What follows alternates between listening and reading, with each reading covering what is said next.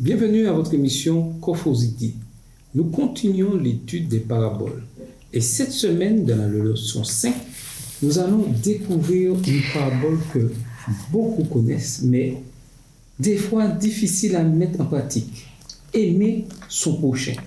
La parabole du bon samaritain. Et nous allons discuter avec Cassandra et Carole nous fera la prière. Prions. Notre Père notre Dieu, nous voulons te dire merci pour l'occasion que tu nous donnes de pouvoir parler en ton nom de ta parole éternelle. Nous voulons te remercier pour cette chance que nous avons de pouvoir l'étudier et surtout de pouvoir la partager avec ceux qui vont nous écouter. Que tu puisses diriger ces débats et que ton esprit puisse nous guider. Nous te remercions d'être avec nous. Au nom de Jésus et pour la gloire de ton Seigneur. Amen. Amen.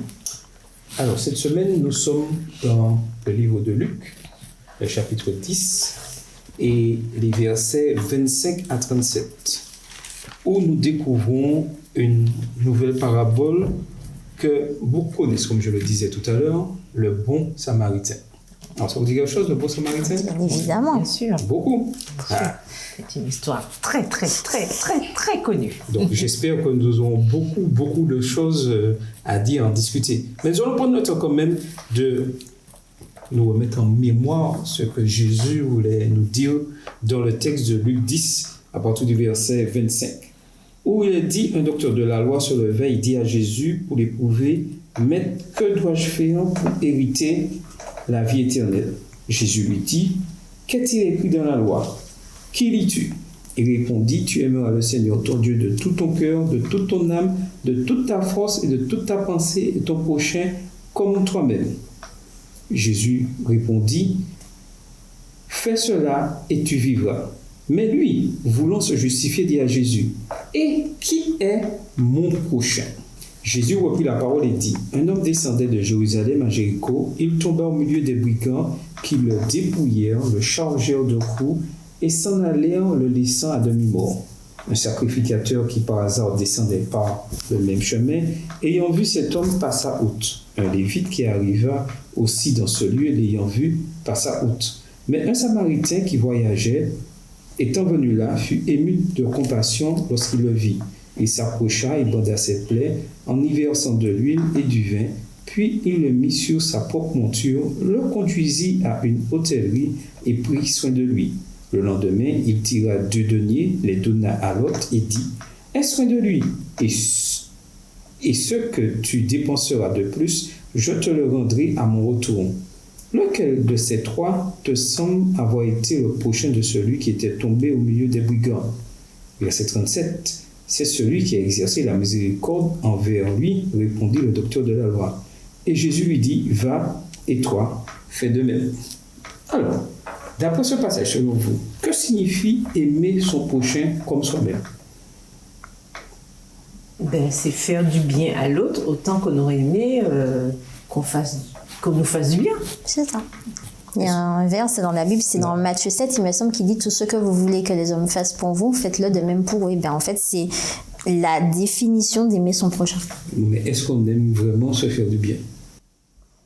Normalement, si tu es un homme, du moins un être humain normalement constitué et équilibré, tu aimes te faire du bien. Mais bien sûr, on s'aime, parce qu'il faut déjà s'aimer pour aimer l'autre. Hein. Oui. Alors, mais quel lien maintenant y a-t-il entre aimer Dieu et aimer son prochain? S'il y a un lien. On ne peut pas aimer Dieu qu'on ne voit pas si on n'aime pas son prochain. C'est-à-dire que souvent, on a tendance à dire j'aime Dieu, mais j'arrive pas à supporter la personne qui est à côté de moi. C'est pas logique. Parce que normalement, je dois pouvoir aimer déjà quelqu'un que je vois, quelqu'un qui est comme moi, puisque c'est un être humain. Donc, je dois pouvoir l'aimer avant de pouvoir dire que j'aime un être céleste. Donc, les deux dépendent l'un de l'autre. Oui, je pense que l'un ne va pas sans l'autre, puisque les 2 commandements sont aimer Dieu, aimer son prochain. Donc, si j'aime mon prochain, j'aime Dieu, et si j'aime Dieu, je dois aimer mon prochain. En fait, non, pourquoi j'ai un petit bémol à porter, c'est que tu dis, si j'aime Dieu, je dois aimer mon prochain. je dois aimer mon prochain. En fait, ça doit être normalement... En fait, c'est pas une obligation. C'est juste que Dieu a créé, en fait, les hommes. Il nous a tous créés. Dieu nous demande de lui ressembler. Or, Dieu, il aime tout le monde. Donc, si Dieu aime tout le monde et que tu es appelé à ressembler à Dieu, tu aimes aussi tout le monde. Il n'y a pas une question d'obligation. Et dans tout ce que Dieu nous demande, il n'y a pas d'obligation. On n'a pas pour obligation d'aimer notre prochain. On n'a pas d'obligation non plus d'aimer Dieu. Maintenant, Dieu nous a créé des êtres avec de l'amour en nous. Et de la même manière qu'il nous aime, mais en retour, tout naturellement, on va aussi l'aimer et on aimera aussi ceux qui sont autour de nous. Voilà, il nous invite en fait à avoir la même attitude qu'il a envers nous, c'est-à-dire un amour désintéressé. Après, je pense que ce qui te dérange, c'est la définition du mot aimer. Non, on va y arriver. Mais il faut nous rappeler quelque chose d'important dans le contexte, puisque c'est le docteur de la loi qui pose la question. Et en ce temps-là, c'était un juif, et en ce temps-là, les Juifs considéraient que tous ceux qui ne sont pas Juifs n'étaient pas leurs prochains. Oui, normal, par des formations de l'histoire, puisque c'était le peuple élu. Il faut le rappeler. Donc Dieu leur avait clairement fait comprendre qu'ils seraient un peuple à part et qu'ils auraient pour mission de le présenter aux autres. Donc pour eux, ils ont un sacerdoce spécial, ils sont un peuple spécial, et par rapport à cela, ils ont toujours gardé cette idée en mémoire. Sauf qu'ils ont oublié la deuxième partie, c'est-à-dire me présenter aux autres nations. C'est ça en fait. Donc ils ont gardé la partie nous sommes un peu spécial, mais la deuxième partie de la mission, ils l'avaient oubliée. Et malheureusement, c'est ce qui a continué à pervertir en fait leur compréhension de la mission de Jésus. Donc pour Jésus, notre prochain ne s'arrête pas uniquement à notre sphère de connaissance. Bien sûr, non. Sûrement pas. Parce qu'il faut aller beaucoup plus loin, parce que c'est ce qui dit au peuple juif que c'est pas uniquement entre vous, c'est bien, entre frères et sœurs, on s'aime. Donc, ou pas. Oui, mais entre frères et sœurs en général, on s'aime. Entre frères et sœurs, aux connaissances, à des liens particuliers, on est prêt toujours à aider. Là, mais quand c'est notre ennemi, est-ce que je suis prêt? Ah, plutôt ma question. Mon ennemi, est-ce vraiment mon prochain? Mais bien sûr. Mais oui. Le prochain, c'est celui qui n'est pas Alors, toi. déjà, j'ai un problème avec ce que tu demandes parce que nous ne sommes pas censés avoir d'ennemis.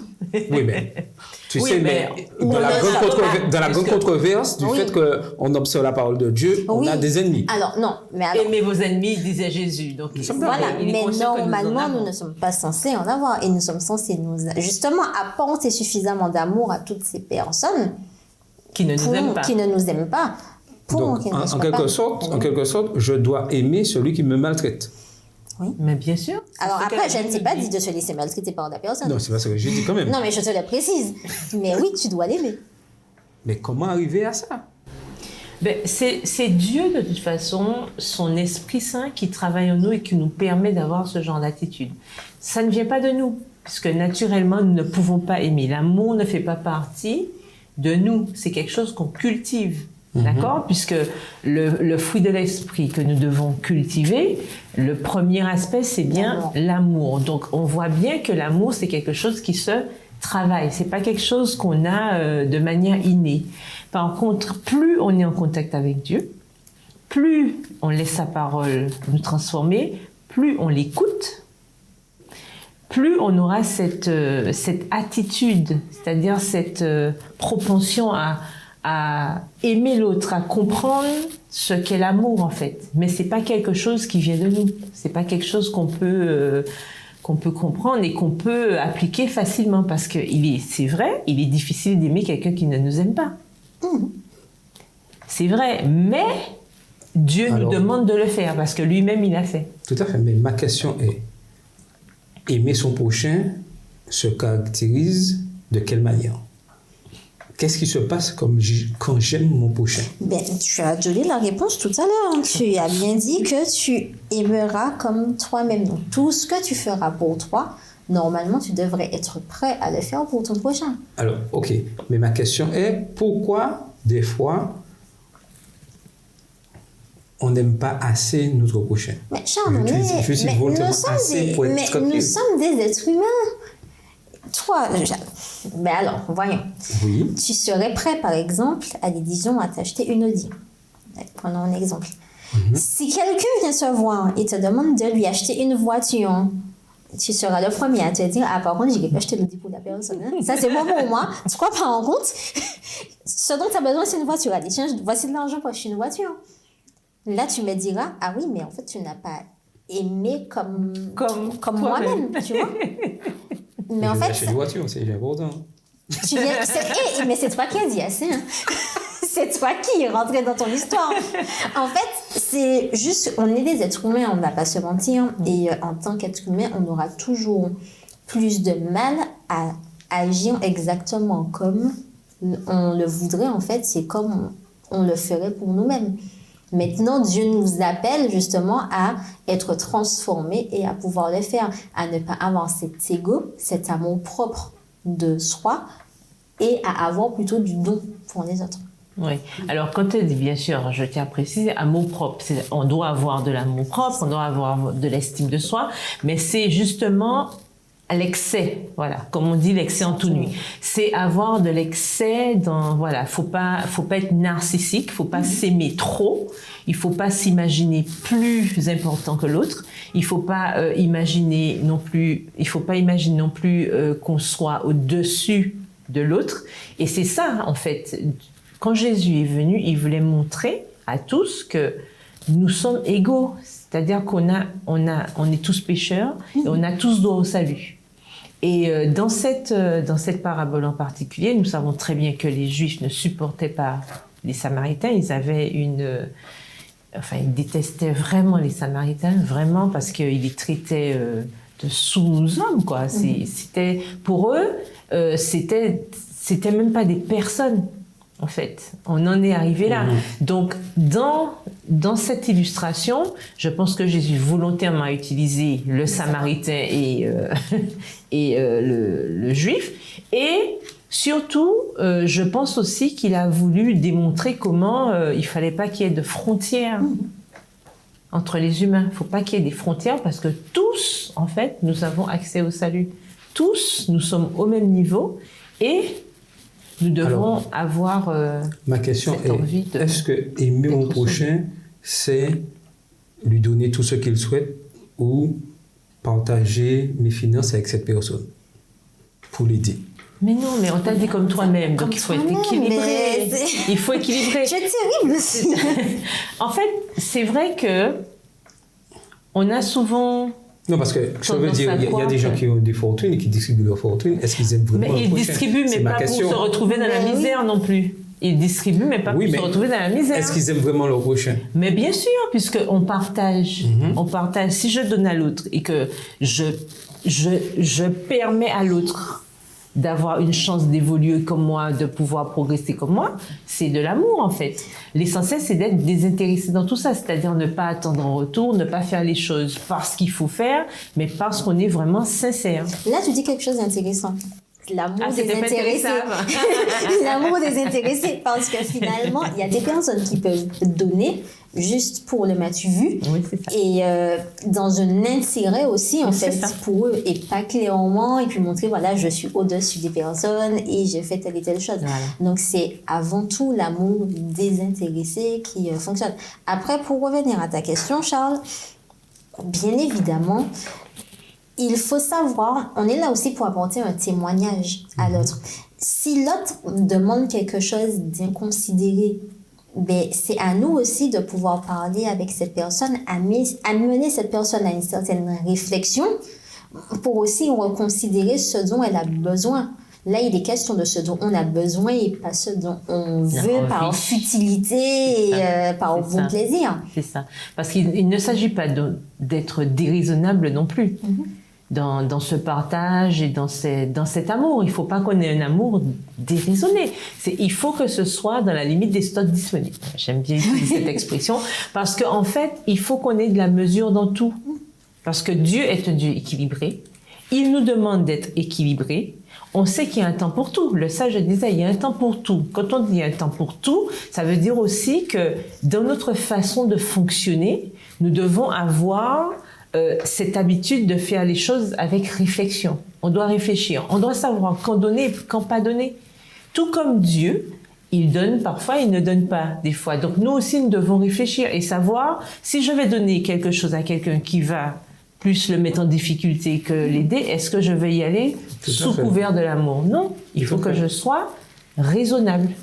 Et lorsqu'on voit le texte, les versets 31, 32 et 33, on découvre 3 hommes. Mais ce que j'apprécie le plus, c'est qu'on voit un sacrificateur et il y a quelques mots, 3 mots, qui par hasard. Alors, pourquoi pensez-vous que Jésus utilise cette parabole qui par hasard pour un sacrificateur? Mais par hasard, ça veut dire par chance. Ouais, et puis le sacrificateur de base, il est dans son lieu, il passait par là. Voilà, forcément. Voilà, il passait par là. C'était pas quelque chose de calculé. Il passait par là. Donc, tout ça veut dire que Dieu met toujours des personnes, entre guillemets, par hasard sur notre chemin. La question est, que faisons-nous lorsque nous rencontrons ces personnes que Dieu met devant nous? Est-ce que nous avons la compassion pour eux ou que nous faisons comme le sacrificateur? Ta question est un peu compliquée. Pourquoi? Parce qu'il y a des situations, on ne va pas se mentir, où au XXIe siècle, il sera plus difficile d'aider quelqu'un. Je m'explique. Une jeune femme, par exemple, sur la route, un soir, va voir quelqu'un qui fait de l'autostop. En 2024, ne sera pas en sécurité si tu t'arrêtes pour prendre cette personne. Est-ce pour autant qu'on devrait dire « Ah oui, mais là, en fait, ça manquait de compassion. » Donc, je pense que dans tout, il y a quand même une certaine limite et un certain raisonnement à avoir, comme disait Carole, pour ne pas non plus, en fait, se mettre en danger soi-même. Il faut pouvoir aider, mais le faire en fonction de ce que nous pouvons. Dieu, il ne va pas nous demander de faire des choses qui sont au-dessus de nos forces, au-dessus de nos capacités. Alors, effectivement, je sais que peut-être certains de nos téléspectateurs ne seront pas d'accord avec cette idée, ce que Cassandra vient de dire, parce que certains sont mordicus. De toute façon, quand je vois quelqu'un, je dois aider, etc. Mais je crois aussi qu'il faut être prudent. L'amour ne nous empêche pas d'être prudent. Et je crois que, surtout aujourd'hui, où on a quand même cette ambivalence, hein, c'est-à-dire qu'il y a le bien et le mal.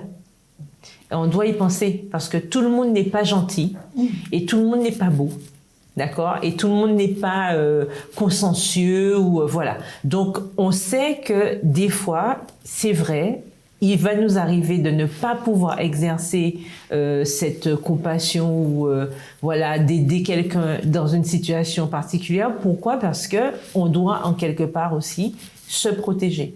Et je crois que c'est pour ça que je parlais d'équilibre tout à l'heure. Ben, des fois, c'est vrai que l'esprit va nous dire bon oui, de nous arrêter, on va s'arrêter. Et puis d'autres fois, c'est vrai qu'on n'aura pas le réflexe de le faire parce qu'on veut bien sûr se protéger. Je pense que le plus important, c'est quand même d'être à l'écoute, finalement, de Dieu, du Saint-Esprit et de savoir, parce que je pense que si on va vraiment aider quelqu'un, Dieu nous donnera une indication. Aussi. Il va nous inspirer, effectivement, pour qu'on puisse aller vers cette personne, se dire, non, là, il faut vraiment le faire. Et il y a d'autres fois, mais effectivement, il va plutôt nous dire, ben là, je pense que tu devrais t'arrêter. Tout à fait. Et là, on voit le Lévite qui a le même comportement, mais il y a quelque chose qui est donné pour le Samaritain. Il fut ému de compassion. Ça veut dire quoi, être ému de compassion? Eh bien, que cela l'a touché. Il a été touché par la situation de son prochain. Il a de l'empathie. Son cœur, voilà. Ma question est, est-ce que je peux être ému de compassion sans passer à l'action? Mais bien sûr. Mais bien sûr. Mais est-ce que c'est vraiment de la compassion si je passe pas à l'action? Ça dépend. Si je suis ému de compassion, ça dépend de la situation. Si je suis en situation de pouvoir aider, je vais aider, mais il peut m'arriver d'être ému de compassion et de ne pas pouvoir faire concrètement quelque chose. Par exemple, je regarde des situations où on a des explosions, des enfants qui se font tuer, etc. Ou bien des gens qui se font gratuitement assassiner ou molester ou quel que soit. on est ému de compassion, c'est-à-dire que ça nous touche. Mais malheureusement, on ne peut pas forcément aider de manière concrète. Ça peut arriver. Mais il arrive que, ému de compassion, on puisse aussi aider. Voilà. Ça dépend de la situation, de là où on se trouve. Et que pensez-vous, parce qu'en ce temps-là, les sacrificateurs, les pharisiens, tout ça, ils avaient, entre guillemets, beaucoup de piété. C'est-à-dire qu'il y avait une certaine apparence. Mais en réalité, et c'est pourquoi Jésus parle en parabole, en réalité, il n'y avait pas cette véritable compassion. Aujourd'hui, par rapport à ce que Carole vient de dire, est-ce que des fois, nous n'avons pas une certaine piété, nous sommes touchés, et des fois, sur le prétexte que, bon, tout n'est pas beau, que nous ne passons pas à l'action sur des problèmes auxquels nous pouvons agir. Alors, malheureusement, je reste persuadée que nous sommes parfois tous des pharisiens. Qu'on se le dise franchement. Maintenant, cette leçon, cette histoire est là pour nous rappeler qu'effectivement, Dieu ne nous a pas appelés à être des pharisiens ni des lévites, mais Dieu nous appelle à lui ressembler. Et lui ressembler, c'est pouvoir se dire, bon, ben effectivement, cette personne a besoin d'aide, ben, si c'est dans mes capacités, je vais essayer de lui donner ce dont elle a besoin. Là, on est beaucoup resté sur le côté matériel des choses. Mais en fait, le Samaritain, du moins cette personne qui avait besoin d'aide, aurait très bien pu ne pas avoir besoin de quelque chose de matériel. Ça aurait très bien pu être juste une écoute. Et il faut aussi que nous puissions être prêts à faire ce travail. Et je crois que c'est un cheminement que l'on doit avoir avec Dieu, de lui demander de nous transformer chaque jour pour qu'on puisse accomplir cette mission. Alors, selon vous, comment le bon Samaritain révèle-t-il le caractère de Jésus? Est-ce que Jésus agit de la même manière vis-à-vis de nous? Bien entendu. En fait, cet homme a mis l'homme blessé sur sa monture.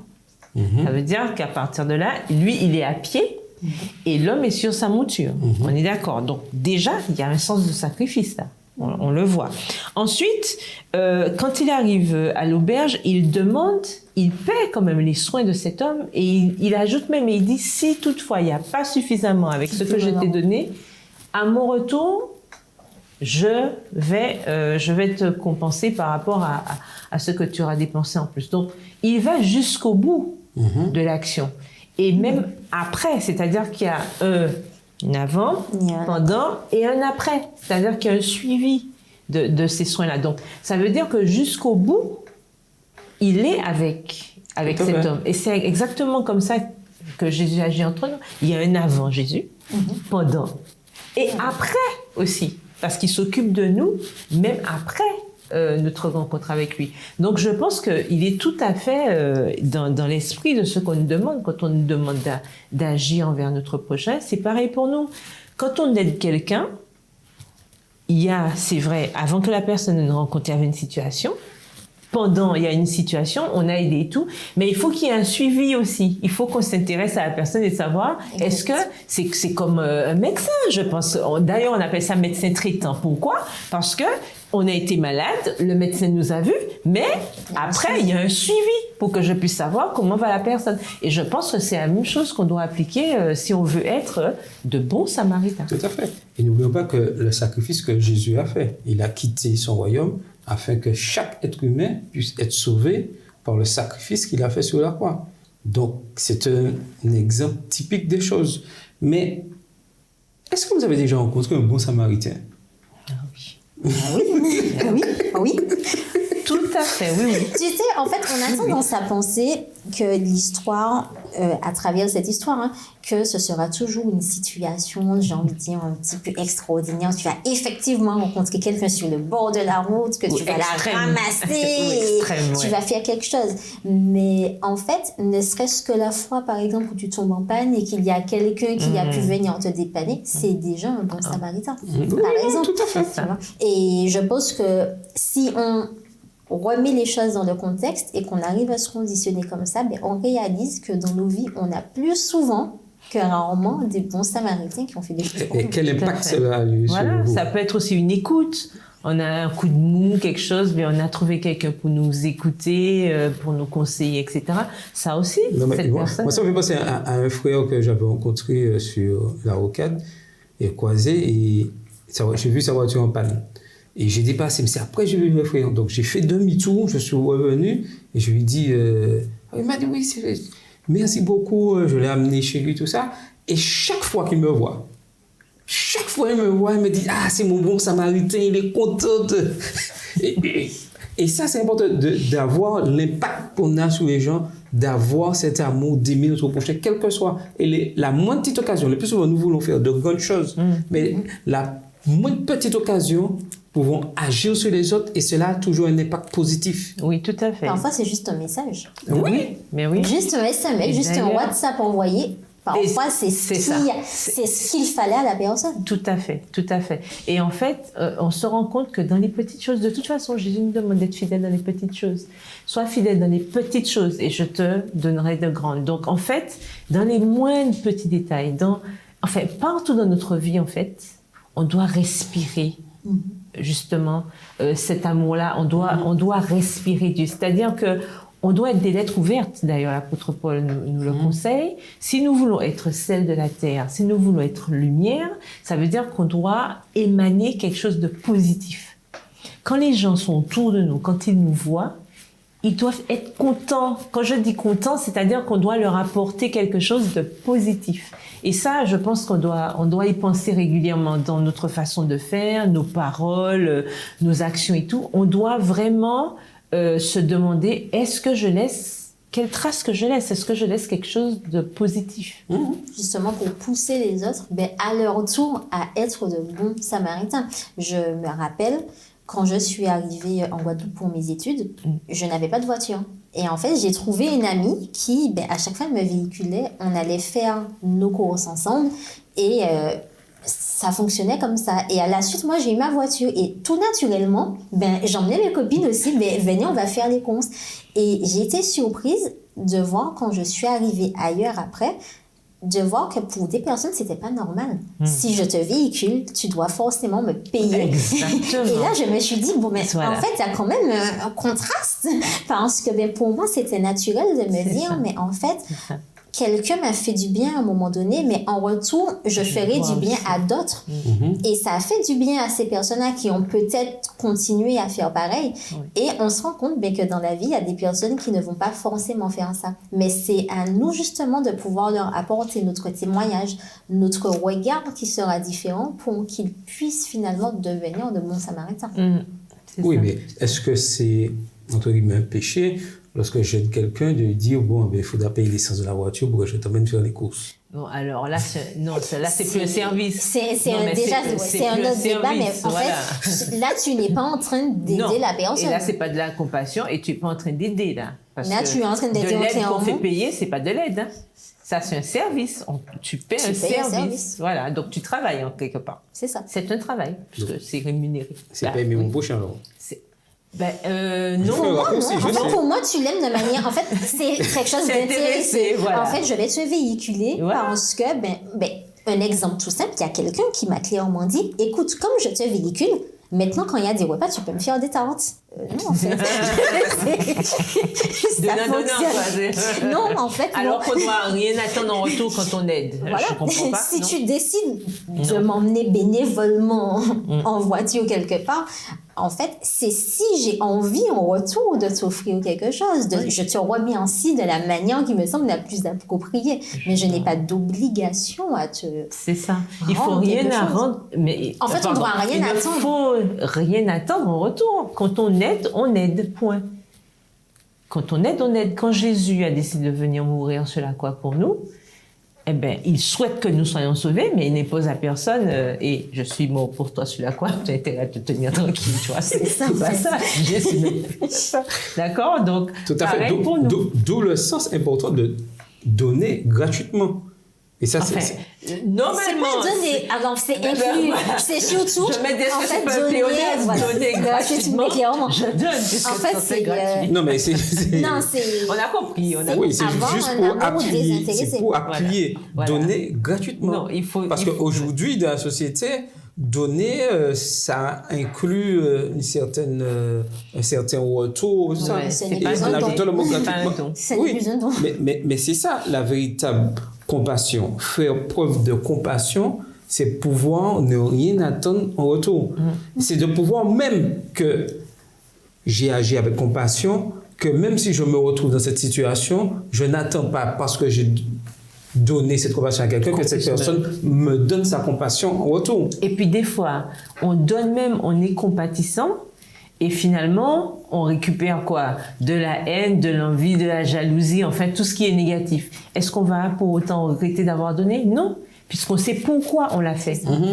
Et ça, c'est important de comprendre ça parce que beaucoup de personnes attendent un retour. Et c'est pour ça que j'ai ajouté donner gratuitement. Dans le sens que tu as donné, le gratuitement, c'est qu'il ne faut rien attendre en retour. Et c'est ça, aimer son prochain. Je n'attends rien en retour. S'il me donne, merci Seigneur, remercie le Seigneur. Voilà. Mais si on ne me donne rien, je ne peux pas me fâcher contre mon Mais prochain parce qu'il comme m'a on rien me dit donné en tout le retour. temps, ce n'est pas forcément ton prochain qui va te donner, en fait. Ça, tu auras Ça peut une être autre bénédiction, ça peut être quelqu'un d'autre. Tu peux avoir donné à quelqu'un 2 fruits à pain et le lendemain, ton autre voisin t'apporte un kilo de banane. Tu n'as pas eu la même chose. Hein? Je peux être toute ma vie donné à tout le monde et puis on m'a rien donné en retour. Et tu peux aussi ne jamais rien avoir en retour. Mais la Bible nous dit, hein, jette ton pain à la surface des eaux et avec le temps tu le retrouveras. Alors oui, en C'est-à-dire soi, que- tu auras quelque chose en retour. Oui, tu auras toujours Oui. quelque chose parce que les bénédictions de l'Éternel sont là. Et Donc, ne serait-ce on sera que, toujours béni. n'oublions pas que le plus beau cadeau que nous puissions avoir, c'est l'accès à la vie éternelle. Ah, Donc, même si tu n'as pas eu de cadeau, j'ai De envie de ton dire, vivant. matériel, mais en fait, tu t'es assuré d'avoir fait ce que Dieu te demande et ta plus belle Voilà. récompense sera la vie éternelle. Même si sur terre on n'a pas eu tout ça, mais nous savons qu'au retour de Jésus, On aura tout on ça. aura, Et, voilà. et l'apôtre Paul nous dit dans Galates 3, verset 28, en Christ, il n'y a plus ni juif, ni grec, ni esclave, ni libre, tous sont unis par son sang précieux. Tout à fait. Dieu ne Donc, fait exception de personne. Donc, si Dieu ne fait exception de personne et que j'ai décidé d'être un disciple de Jésus-Christ, je ne fais exception de personne, quelle que soit la religion, quel que soit ce que la personne pense, même si je ne suis pas d'accord, je dois être compatissant envers tous. Aimer notre prochain. C'était votre émission Coffre aux idées.